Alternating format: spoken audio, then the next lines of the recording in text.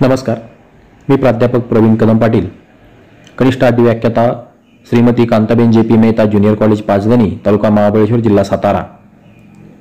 ज्ञान, विज्ञान आणि सुसंस्कार यासाठी शिक्षण प्रसार शिक्षण महर्षी डॉक्टर बापूजी साळुंखे, श्री स्वामी विवेकानंद शिक्षण संस्था कोल्हापूरचे संकल्पक संस्थापक परमपूज्य शिक्षण महर्षी डॉक्टर बापूजी साळुंखे यांना विनम्र अभिवादन करून आजच्या या व्हिडिओ लेक्चरला सुरुवात करूया. आज आपण इयत्ता 11वीचं प्रकरण 8 विकास प्रशासन या प्रकरणाचा अभ्यास करणार आहोत. तर चला तर मग सुरुवात करूया आजच्या व्हिडिओ लेक्चरला. या प्रकरणात आपण विकास प्रशासनाची चर्चा करणार आहोत. विकास प्रशासनाची उत्पत्ती, अर्थ, व्याप्ती आणि भारतातील विकास प्रशासनाची चर्चा करणार आहोत. आता आपल्या डोक्यामध्ये एक वेगवेगळे प्रश्न या ठिकाणी निर्माण झाले असतील. विकास म्हणजे काय? विकास प्रशासनाची गरज काय आहे? विकास प्रशासनाचा अर्थ आणि महत्त्व काय? यासारखे असंख्य प्रश्न आपल्या डोक्यामध्ये आता निर्माण झाले असतील. आपण विकास म्हणजे नेमकं काय, विकासाची संकल्पना काय आहे, हे आता आपण नेमकं समजून घेऊ. तुम्हाला स्क्रीनवर दिसणाऱ्या सर्व चित्रांचं तुम्ही बारकाईने निरीक्षण करा. तुम्हाला यामध्ये काहीतरी फरक झालेला दिसेल किंवा काही बदल झालेला दिसेल. तर पहा, चित्र क्रमांक 1 आणि चित्र क्रमांक 2 या चित्रांचे जर तुम्ही बारकाईने निरीक्षण केले तर चित्र क्रमांक 1 मध्ये असणाऱ्या प्रवासी वाहनामध्ये बदल होऊन आता जी काही प्रवासी वाहने वापरली जातात ते त्यामध्ये दिसत आहे. तर चित्र क्रमांक 3 मध्ये जंगलातून जाणारा छोटासा रस्ता आहे आणि त्यामध्ये बदल होऊन चित्र क्रमांक 4 मध्ये एक डांबरी दुपदरीकरण झालेला रस्ता तुम्हाला दिसत आहे. तसेच चित्र क्रमांक 5 मध्ये एका छोट्याशा खेडेगावाचं हे चित्र आहे. त्यामध्ये असणारी घरे आणि रस्ते, तुम्हाला छोटेसे रस्ते दिसत आहे. तर चित्र क्रमांक 6 मध्ये एक मोठे शहर, त्यामध्ये असणारे रस्ते हे तुम्हाला दिसत आहे. जर या सर्व चित्रांचं तुम्ही बारकाईने निरीक्षण केलं तर चित्र क्रमांक 1, 3, 5 या चित्रांमध्ये झालेला बदल हा तुम्हाला क्रमशः चित्र क्रमांक 2, 4 आणि 6 मध्ये झालेला दिसतो. हा जो काही बदल आहे या बदलालाच आपण विकास हा शब्द वापरतो. म्हणून हा जो काही बदल आहे या बदलालाच पर्यायी शब्द म्हणून विकास हा शब्द वापरला जातो. विकास ही एक गुंतागुंतीची संकल्पना आहे. सर्वसामान्य अर्थाने विकास म्हणजे विस्तार, बदल, वाढ किंवा सुधारणा होय. एका अवस्थेतून दुसऱ्या अवस्थेत जाताना झालेली सुधारणा किंवा बदल म्हणजे विकास होय. अगोदर आपण याचं उदाहरण पाहिलेलं आहे. विकास म्हणजे विस्तार होतो, बदल होतो, वाढ किंवा सुधारणा होते, किंवा एका अवस्थेतून दुसऱ्या अवस्थेत जाताना झालेली सुधारणा किंवा बदल म्हणजे विकास होय. आणि हा जो काही बदल आहे, ही की सुधारणा आहे, ही आर्थिक, सामाजिक आणि सांस्कृतिक क्षेत्रामध्ये झाल्याचं आपल्याला दिसून येईल. सामान्य लोक आपले आयुष्य अधिक चांगल्या प्रकारे जगू शकतील याच्याशी निगडीत ही सुधारणा आहे. आधीच्या प्रकरणात आपण लोकप्रशासनाचा अभ्यास केला, जे कृतिशील सरकारशी निगडीत आहे. लोकप्रशासनात कायदे मंडळ, कार्यकारी मंडळ आणि न्यायमंडळ या सरकारच्या तिन्ही शाखांच्या कार्यावर आपण लक्ष केंद्रित केले. जेव्हा लोकप्रशासन विस्तार किंवा विकासासाठी कृतिशील सरकारचा अभ्यास करते तेव्हा ते विकास प्रशासन बनते. आता आपण विकास प्रशासनाची उत्पत्ती आणि अर्थ पाहूया. तुम्ही कल्याणकारी राज्य या संकल्पनेविषयी वाचले असेल, ऐकले असेल. एखादे राज्य जेव्हा नागरिकांच्या आर्थिक व सामाजिक हिताचा पुरस्कार करण्यासाठी पुढाकार घेते त्या राज्याला कल्याणकारी राज्य असे म्हणतात. असे राज्य नागरिकांच्या मूलभूत गरजांकडे लक्ष देते. यामध्ये उदाहरणार्थ अन्न, वस्त्र, निवारा, शिक्षण व आरोग्य 20व्या शतकाच्या सुरुवातीला विकासाच्या संकल्पनेत कल्याणकारी राज्याला महत्त्व दिले गेले. याचा परिणाम पारंपरिक लोकप्रशासनावर झालेला आपल्याला दिसून येतो. शासनाच्या नियमित कार्यापलीकडे जाऊन आता एकत्रित, संघटित आणि संचलित शासकीय कृतीतून बदल घडवण्याचे प्रयत्न सुरू झालेले आहेत. दुसऱ्या महायुद्धानंतर आशिया आणि आफ्रिका खंडातील बहुतेक देश स्वतंत्र झाले आणि या नव्याने स्वतंत्र झालेल्या देशासमोर राष्ट्र उभारणीचं मोठं आव्हान हे समोर उभं राहिलं होतं. त्यांना शासनाने नेहमीचे जी काही प्रशासकीय कार्य आहे हे करावे असं वाटत नव्हतं. विकासाची प्रक्रिया सुरू करण्यासाठी हे सर्व देश आतुर होते किंवा उत्सुक होते. या देशामधील समाज हा गुंतागुंतीचा आणि विभिन्न होता. या देशातील ज्या काही अर्थव्यवस्था होत्या, या अर्थव्यवस्था स्थिर होण्यासाठी झगडत होत्या. विकसित देशांनी या देशांच्या विकासासाठी केलेली मदत ही काही पुरेशी नव्हती. त्यामुळं या देशांनी नवीन दृष्टिकोनातून विचार करणं गरजेचं वाटू लागलं आणि जर यांनी असं नवीन दृष्टिकोनातून जर विचार केला तरच सामाजिक असमानता, दारिद्र्य इत्यादी समस्या या दूर होणार होत्या किंवा त्याचे आव्हान पेलणे शक्य होते. आणि या जाणिवेतूनच विकास प्रशासन या संकल्पनेचा उदय झाला. दुसऱ्या महायुद्धानंतर आशिया आणि आफ्रिका या खंडातील स्वतंत्र झालेल्या देशातील विकास आणि बदलाचे प्रमुख स्रोत तेथील सरकार होते. या नवीन राज्यातील सामाजिक राजकीय परिस्थितीमुळे विकासाच्या संकल्पनेची परिभाषा निश्चित करणे आणि पुनर्रचना करणे आवश्यक झाले. विकासाचा संपूर्णपणे नव्याने विचार झाला. विकास म्हणजे फक्त आर्थिक वाढ नाही, तर सामाजिक बदल, राजकीय विकास आणि सांस्कृतिक सुधारणा देखील आहे असा विचार मांडला गेला. त्याप्रमाणे या देशातील सरकारांनी अनेक महत्त्वाची कार्ये हाती घेतले. यामध्ये केंद्रीय आर्थिक नियोजन, विकास कार्यक्रम आणि प्रकल्पांची आखणी व अंमलबजावणी, औद्योगिक विकासाचे व्यवस्थापन आणि नागरिकांना मूलभूत गरजांना पुरवणे, त्यानंतर आर्थिक संधी देणे व इतर सामाजिक कल्याण कार्यक्रम हे कार्यक्रम वेगवेगळे राबवण्यात आले. नियोजित बदल आणि लोकसहभाग यातून अनेक विकसनशील देशांनी विकास साधण्याचा प्रयत्न केला. यामुळे अभ्यासाचा विषय म्हणून आणि विकास साधण्याचा मार्ग म्हणून विकास प्रशासनाचे महत्त्व वाढले आहे. यानंतर आपण विकास प्रशासनाच्या महत्त्वाच्या व्याख्या पाहू. पहिली व्याख्या एडवर्ड वेडनर यांची. एखाद्या संघटनेने अधिकृतपणे निश्चित केलेली प्रगतिशील राजकीय, आर्थिक आणि सामाजिक उद्दिष्टे पूर्ण करण्यासाठीची प्रक्रिया म्हणजे विकास प्रशासन होय. म्हणजे या ठिकाणी एखादी संघटना आहे आणि या संघटनेने जी काही अधिकृतपणे ठरवलेली जी काही प्रगतिशील राजकीय, आर्थिक आणि सामाजिक काही वेगवेगळी उद्दिष्टे आहेत, ही उद्दिष्टे पूर्ण करण्यासाठी जे काही नियोजन असेल, जे काही प्रक्रिया आहे, या राबवलेल्या प्रक्रिया किंवा जे काही कार्यक्रम आहे यांना म्हणायचं विकास प्रशासन होय. त्यानंतर पुढची व्याख्या आहे मेर्ल फेरसोल यांची.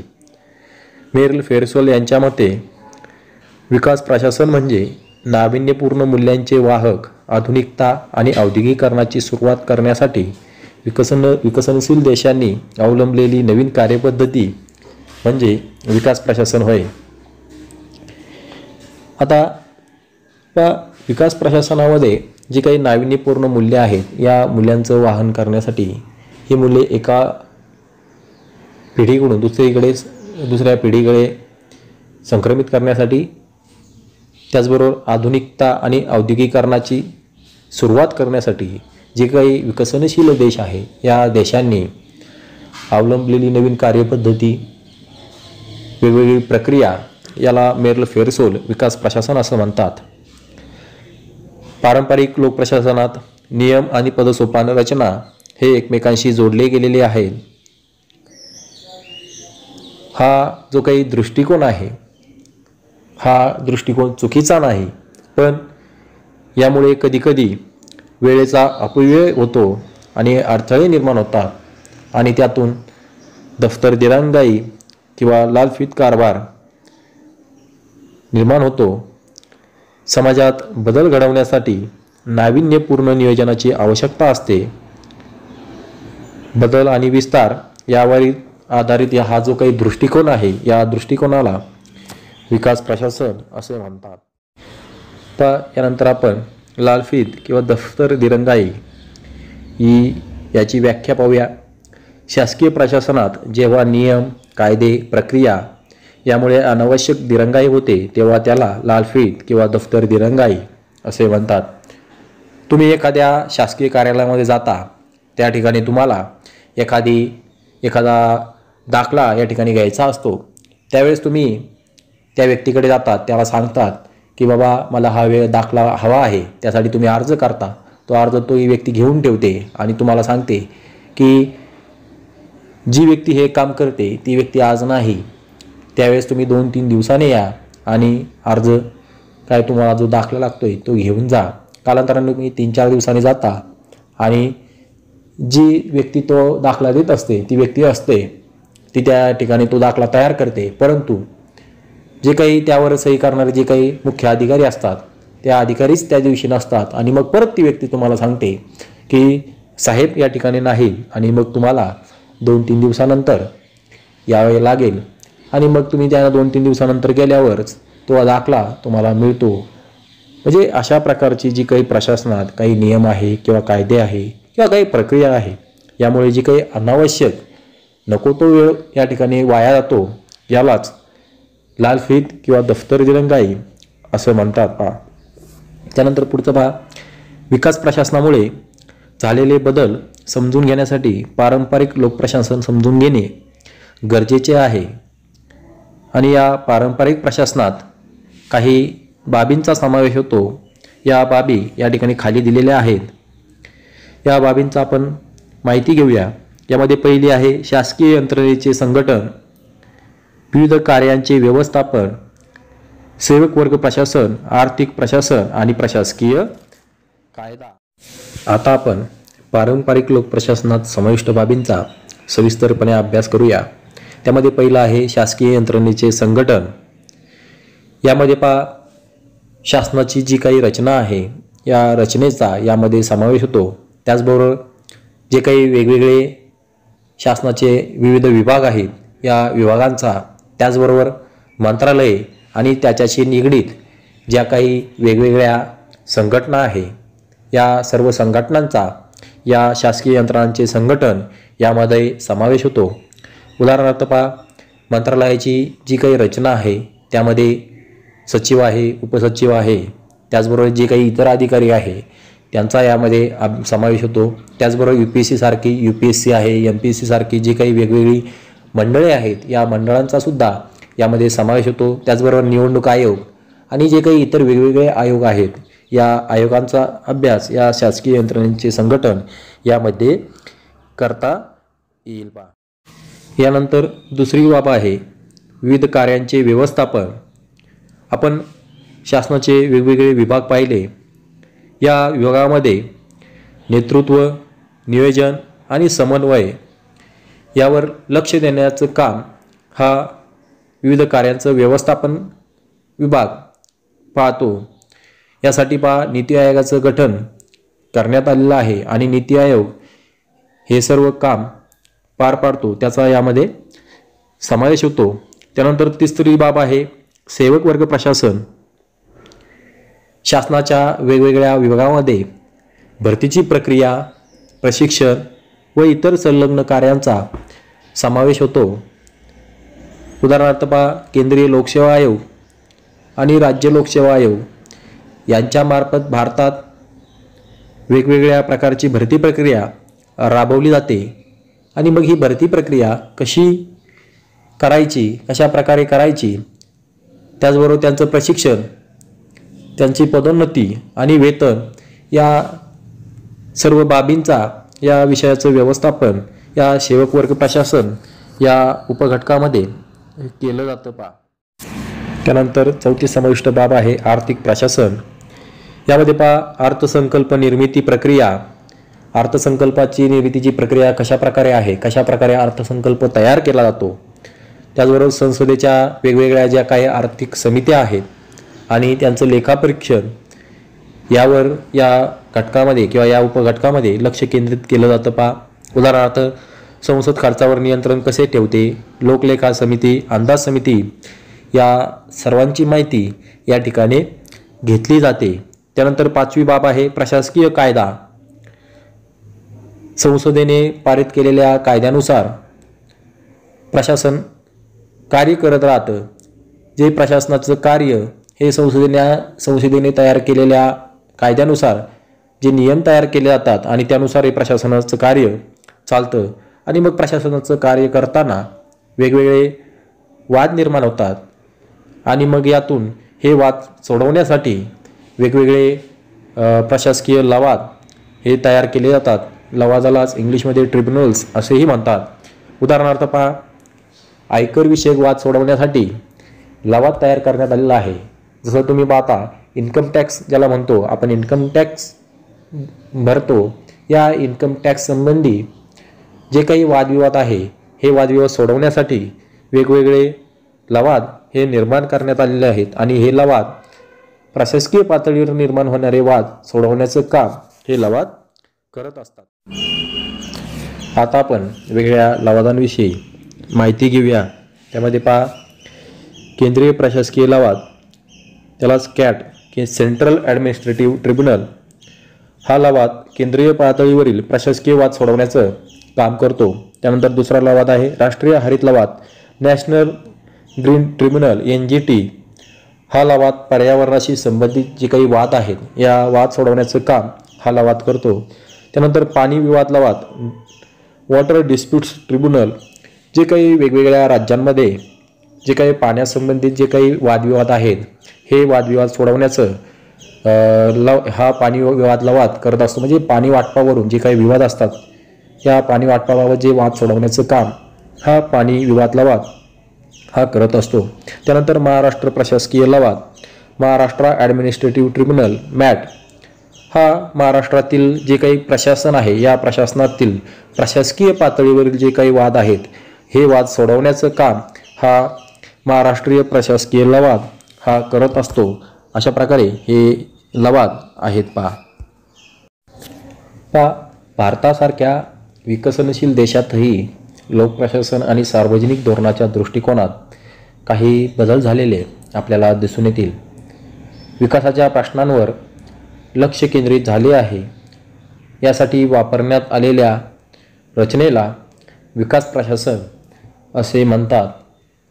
सामाजिक, राजकीय आणि सामाजिक आर्थिक विकासावर लक्ष केंद्रित करणारे हे प्रशासन आहे. विकासाचे उद्दिष्ट पूर्ण करणाऱ्या प्रकल्पांवर, कार्यक्रमांवर व योजनांवर या ठिकाणी भर दिला जातो. विकास प्रशासनाचे 2 महत्त्वाचे पैलू आहेत. पहिला पैलू आहे विकासाचे प्रशासन. यामध्ये विकासाचे उद्दिष्टे निश्चित करणे हे प्रथम कार्य असते आणि दुसरे कार्य हे उद्दिष्ट साध्य करण्याचा प्रयत्न करणे असं महत्त्वाची उद्दिष्टे हे विकास प्रशासनाची आहे, विकासाचे प्रशासनाचे आहे. तर प्रशासनाचा विकास हा विकास प्रशासनाचा महत्त्वाचा दुसरा पैलू आहे. यामध्ये विकासाची उद्दिष्टे साध्य करण्यासाठी प्रशासनाच्या प्रचलित व्यवस्थेत सुधारणा करण्याची गरज ही निर्माण झालेली आहे.